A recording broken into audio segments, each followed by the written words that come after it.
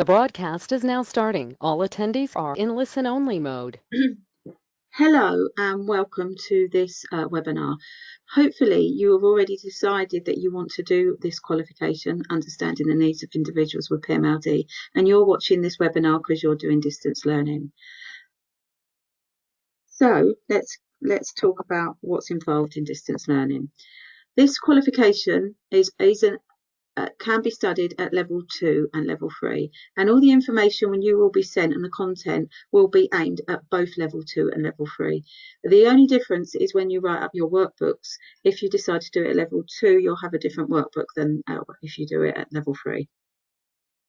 Some people have asked me before in the past for the qualification number, and these are the qualification numbers should you need them. This is a nationally recognised qualification that is on the Ofqual register. So it's a good qualification to have because it's nationally recognised and can be used in different areas. So in education, in day service, in residential settings. I've also used this with families who employ their own staff as well from direct payments and things like that. Anyway, the other thing is you may have seen the Learning Disability Core Skills and Education and Training Framework. This is the only qualification listed in there for PMLD. So basically, this framework gives you an idea of all the qualifications you can study around learning disabilities. And they got a page for PMLD, and when you look down the list, this is the only qualification listed there. So it is really important because it's the only qualification that purely is related to PMLD. You may get some qualifications that have an element of PMLD in them, but this one is the only one that's actually focused purely on PMLD. Right, distance learning is a great way of learning because it gives you flexibility. It means that you can learn at your own pace and at your own time. Also, in the past, I've had it where maybe a school or a residential setting, day service, have decided that they're going to do distance learning as part of their CPD, and they do it as a group. Now, the way we've set up the distance learning is that you can do it in sections. So we'll have 3 webinars and we divide the learning outcomes within those sections. So you can do it in chunks over a year if you like. So if you're doing a CPD program, you might do 1 term or one quarter of the year for 1 webinar. People might come together to watch the webinar. The activities they might that are suggested in the webinar they could do together, and then they could have discussions. And even when completing the workbooks, they could have discussions and share ideas.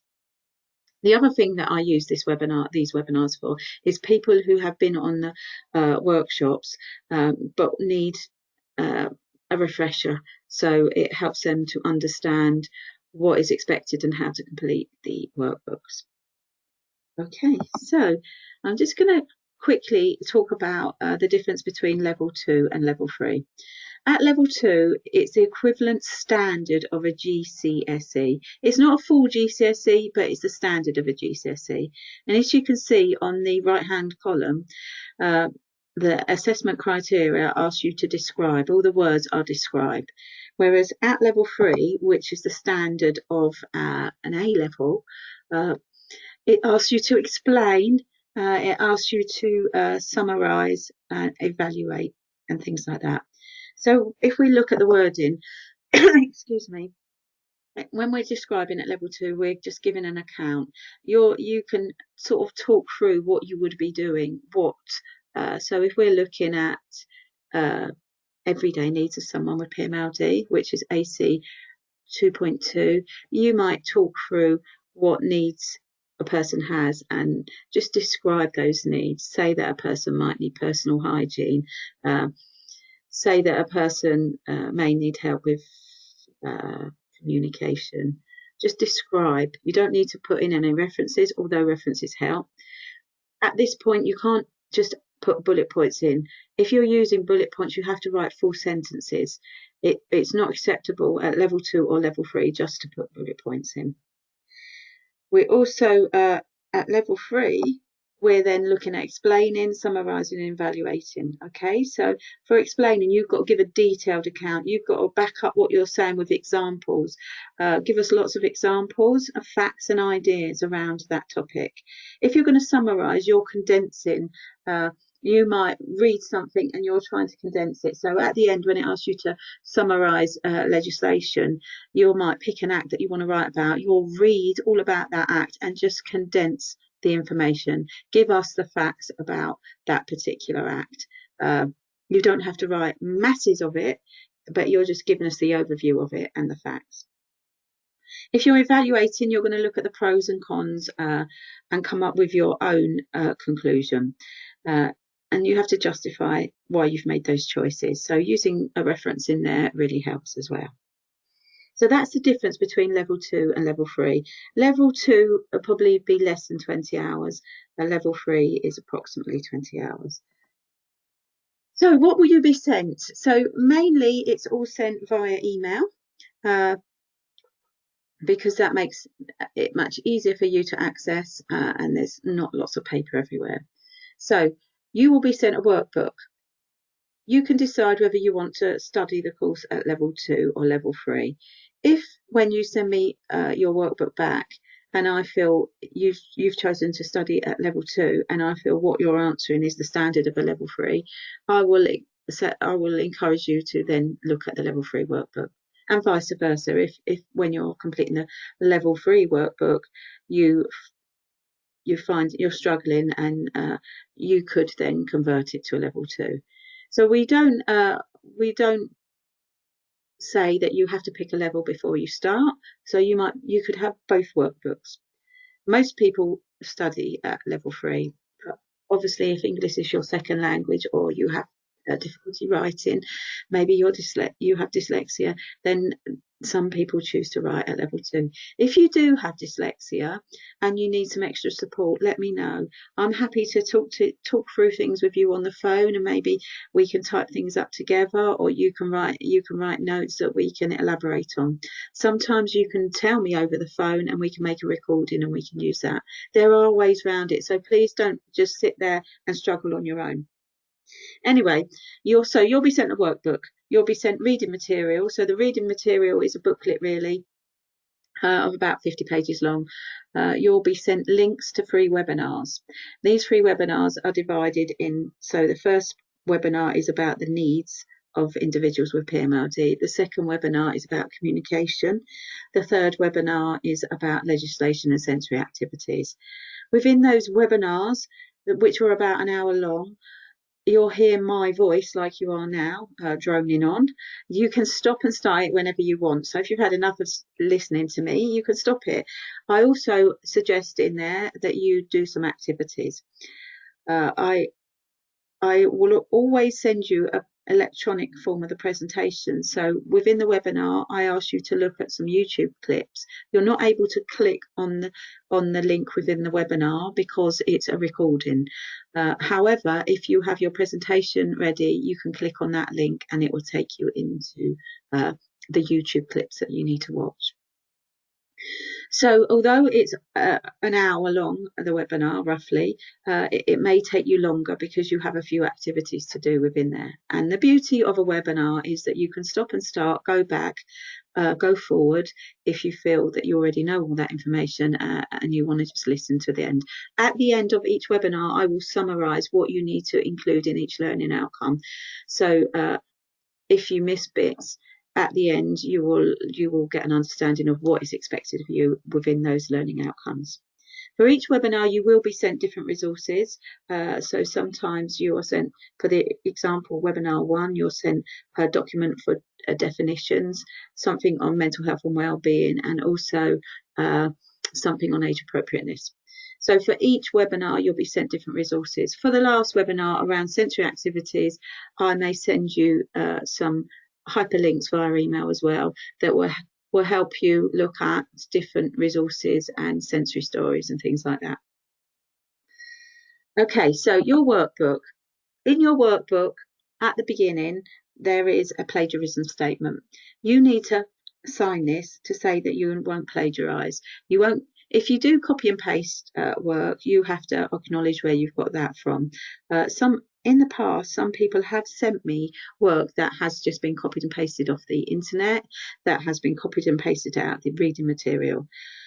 Obviously, I can't mark that work because that's not their own work. It has to be your own work. Yes, it's great for you to reference and include things that have been said in other places, but that must be acknowledged and referenced. I need your physical handwritten signature on there. I can't accept just a typed signature, unfortunately. So often I will ask you to print those off and sign them and send them to me. Then after the plagiarism statement, there is a table. There's 2 pages of table, actually. This is just the last page. I'm showing you this one because this is where you are required to sign it as well. You don't need to complete this table. I complete the table. In the past, some people have started to try and complete the table. You don't need to. All you need to do on this page is to put your signature on it at the end when you've completed the workbook. At the end of the workbook, there is a feedback sheet. I also have to give you another feedback form, which is separate once you've completed your work. So I ask you here to, at the end, when you send me your work and I send it back, go there, that's great. Please, can you add a comment about the course at the end? Now, this is entirely free rein. It doesn't matter what you write. It's what you feel about how you felt the course went, what support you had. Did you find the course interesting? That sort of thing. I write my own comments at the top about your work and how you did, and then it's signed off. Again, this will need to be printed and handwritten signature on it. I've already talked about bullet points and I've already talked about plagiarism. So what I think is really important is that you contact me and you let me know if you're unsure about anything. So even if you write up just the first learning outcome and you want me to look at it, that's great. I'm happy to do that. I would be much happier for you to do that than to go off at a tangent and then for me to go, actually, we need to rewrite this and look at how to put this sort of thing in, because it can be a lot more work for you. Here are my contact details. I've given you my mobile number and my landline as well, should you need to discuss things over the phone. You've got my address here because at the end, when you've completed everything, I ask you to print off your workbook and post it to me, because that way I get your physical handwritten signatures on there. Some people have been able to scan their signatures into the documents, and if you can do that, that's fine. But for me, it is easier if you post me the whole workbook, because then I've got it and I can mark it. So what happens after that is I mark it. I already read it all on the screen, so you'll know if it's going to pass. I'll only tell you to submit and send it to me once I know it will pass. But I then physically mark it. I then give it to the internal verifier, who more or less marks my marking, really. We then submit to OCN London, and we can then claim the certificates. Certificates can take up to a month, but sometimes are quicker depending on the time of year. So if it's, say, June time when there's lots of exams, July and August when people are submitting work, and then the certificates are printing off, it can take longer. But if it's other months, it can be within as little as a week. So I keep you updated all the time via email. I let you know when the IV has passed it. I let you know when we're claiming the certificates, and I let you know when we're posting the certificates. The certificates are always posted by registered delivery, so that they need to be signed for. So if you're working for an organisation, it might be that we send it to a central point. If you're studying just as an individual, we may send it to your home. We send it to wherever is best for it to be signed for, if you like. And that's it, really. So if you have any questions, please do not hesitate to ask me, and I look forward to you receiving your work in the near future. Thank you for your time. Take care.